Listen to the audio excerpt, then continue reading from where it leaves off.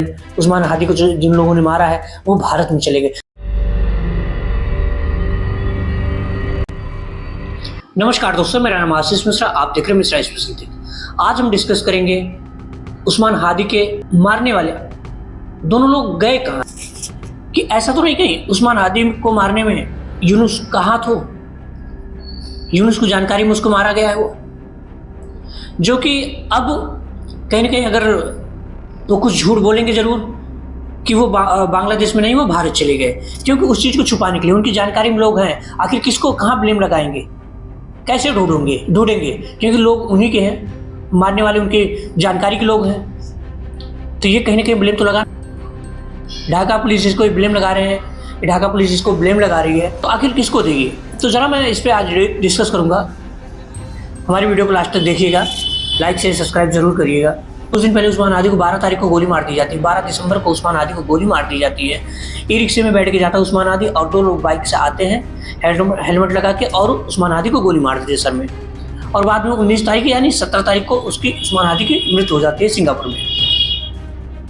तो मैंने अपनी वीडियो में बताया था कि पहले कहीं ऐसा तो नहीं दंगा को भड़काने के लिए, इलेक्शन को आगे बढ़ाने के लिए यूनुस गवर्नमेंट खुद ऐसा तो नहीं कर रही है दंगा, और यूनुस की जानकारी में चीज़ें हो तो नहीं रही है। तो कहीं ना कहीं डाउट हो रहा है कि यूनुस जो है, यूनुस की जानकारी में उस्मान हादी को मारा गया, कहीं ना कहीं उसका ही हाथ है। तो जब उनकी जानकारी में होगा तो किसको पकड़ेंगे, ये जानने वाले तो पकड़ेंगे नहीं। तो ये ब्लेम बहुत पहले ये गेम बना रहे थे, गेम खेल रहे थे ये कि मारने वाला व्यक्ति बाहर चला गया। उस दिन भी कह रहे थे, आज भी ढाका पुलिस कह रही है, दावा कर रही है कि दोनों हत्यारे यानी उस्मान हादी को मारने वाले दोनों लोग बांग्लादेश छोड़ के भारत चले गए।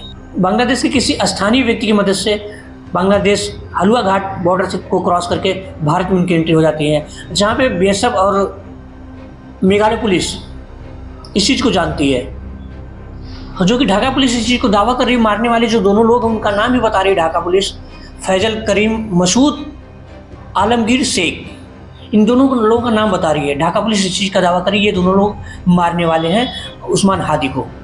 ये दोनों लोग जब बॉर्डर क्रॉस करके भारत में इनकी एंट्री हो जाती तो मेघालय पुलिस, जो मेघालय में इनका मदद करने वाले जो दो लोग होते हैं उनको जो बीएसएफ और मेघालय की पुलिस पकड़ रखी है।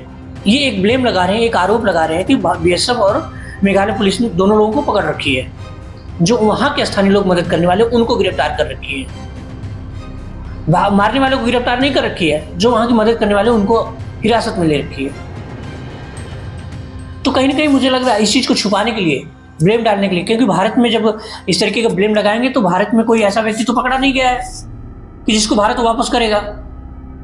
तो कहीं ना कहीं एक ब्लेम लगाया जा रहा है कि बीएसएफ और जो है मेघालय पुलिस दो आरोपियों को पकड़ रखी है वहाँ पे मदद करने वाले लोगों की, और जो कि मुख्य आरोपी हैं वो भाग गए। यानी ब्लेम लगाना चाह रही है कि इसमें भारत का हाथ हो सकता है, जो कि यहाँ की बीएसएफ और मेघालय पुलिस ने इस चीज़ को बेबुनियाद बताया।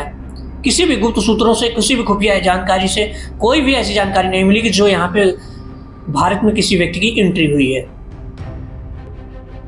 तो ये अपनी चीज़ों को छुपाने के लिए इस तरीके का ब्लेम लगा रही है यूनुस खान गवर्नमेंट। या तो कभी ऐसा भी हो सकता है तो 2-4 महीने 5 महीने में ये भी दिखा दें इस चीज़ को कि किसी दूसरे व्यक्ति को पकड़ के ये दिखा दें कि उस्मान हादी को मारने वाले व्यक्ति यही लोग हैं, दोनों लोग। दो चीज़ें हैं, सबसे पहले ये है कि उनकी जानकारी में मारा गया होगा, उनके लोग होंगे मारने वाले दंगा को भड़काने के लिए। उन्होंने कभी, क्योंकि राजनीति में ये सब हो सकता है, राजनीति में कुछ भी हो सकता है। ये सब ऐसे पॉलिटिशियन कर देते हैं इन सब चीज़ों को, माहौल को गर्म करने के लिए, उपद्रव करने के लिए, इलेक्शन को टालने के लिए या इलेक्शन को अपने फेवर में करने के लिए। ऐसा लोग करते भी हैं, ऐसा नहीं है कि नहीं करते।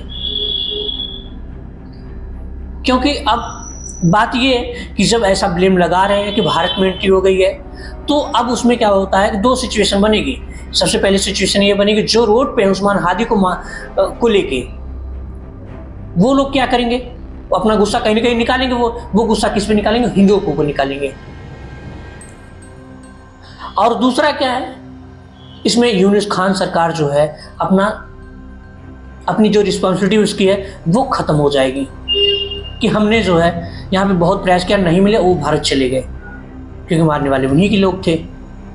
हो सकते उन्हीं के लोग हों, लेकिन जो प्लान बनाया जा रहा है, जो योजनाएं ये सब बनाई जा रही है, स्क्रिप्टेड, मुझे लगता है कि कहीं ना कहीं ये चीज़ें स्क्रिप्टेड हैं। बाकी आने वाले वक्त में सारी चीज़ें पता चलेंगी आप लोगों को। और इलेक्शन देखना है, इलेक्शन तो मुझे लगता है इलेक्शन की जो सिचुएशन वहाँ बनी है बांग्लादेश में, इलेक्शन तो होना बड़ा मुश्किल है। और देखिए कहीं ना कहीं इस चीज़ को देखिए, अभी जिस तरीके से दीपू दास को मारा जाता है, उसके बाद अमृत मंडल को भी मार दिया जाता है।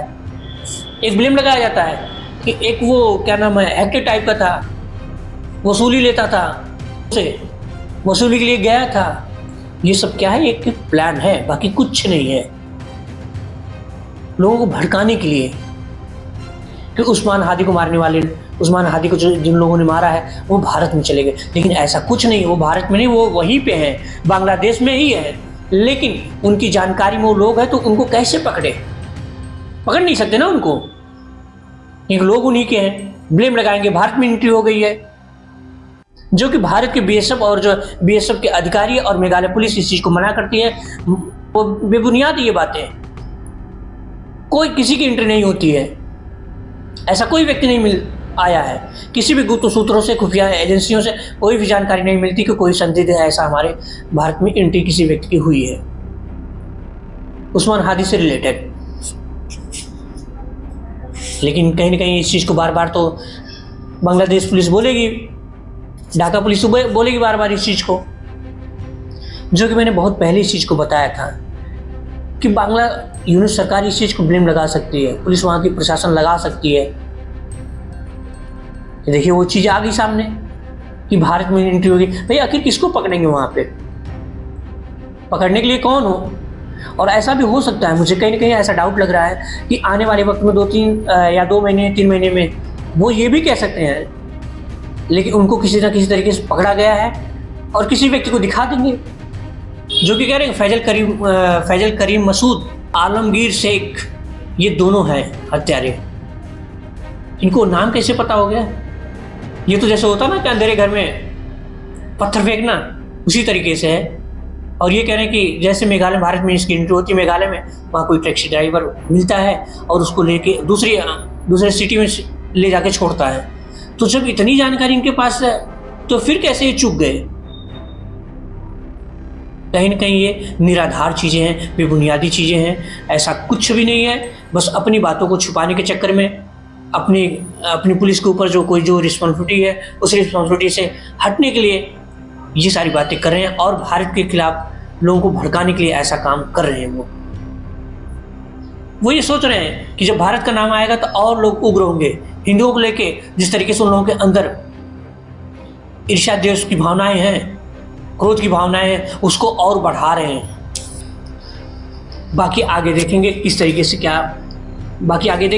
से क्या आता है, फिर जानकारी क्या मिलती क्या नहीं मिलती, बाकी हम अगली वीडियो में बताने की कोशिश करेंगे। तब तक के लिए नमस्कार।